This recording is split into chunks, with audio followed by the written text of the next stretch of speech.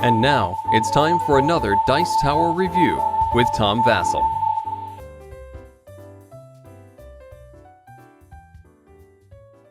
By now you probably, if you've watched enough of my videos and listened to Dice Tower, you know how I feel about abstract strategy games. I don't want them too complex, and yet at the same time I want them to be more than just something rather boring or not something that offers some deep strategy.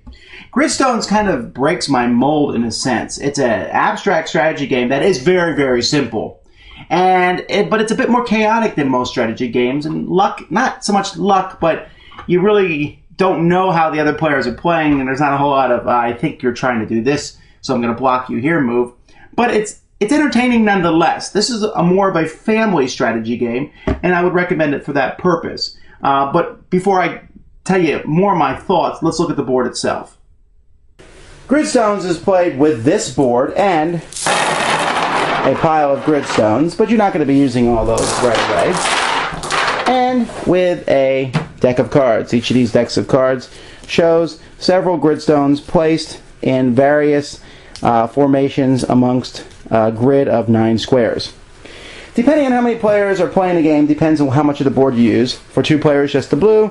For 3 or 4, we add the yellow. And for 5 or more, we add the orange. Although, honestly, if you're playing with more than 5, I think you're kind of a lunatic. That's just too many. On your turn, very, very simple. First thing you do is you check your hand of cards. So each player will have a hand of cards. Let's say I have these 3 cards in my hand. Can I find these formations anywhere on the board? Obviously not. There's nothing on the board. Then you can either put a stone anywhere you want, or you can take a stone off the board. And so players will continue to do this as they put these stones on the board, or they can take one off on their turn. If before you put a stone and take one off, or after you put a stone on or take one off, one of your cards matches a section of the board, then you're fine. Alright, well, no, oh wait, let's rotate this, and look, lo and behold, in these 9 squares, I match exactly 1, 2, 3, 4, 5, 1. There's no extra stones, the empty spaces and the stones match exactly, so I have captured that card. Now, there are different ways to play the game. You can play that once you've done a card, you draw another card, or you can play that you have a certain amount of cards in your hand, and the first person to get rid of all the cards in their hand is the winner. But what's interesting about the game is that while you're trying to do that, there's actually, in a 2-player game, there are 4 spots to put your card. In a 3 or 4-player game, there is 1, 2, 3, 4, 5, 6, 7, 8, 9 spots, and then 4 rotations each. So you're constantly trying to figure out where your cards meet, and so you're spatially moving them around in your head, but at the same time you're frustrated because right when you're about to finish one, an opponent adds or subtracts a stone. The game has a good rule that when someone puts a stone down, another person cannot take that stone right back off, and then the other person puts it back down. That would go on forever. When you put a stone down, no one else can move it until a turn has passed. Then they can move the stone.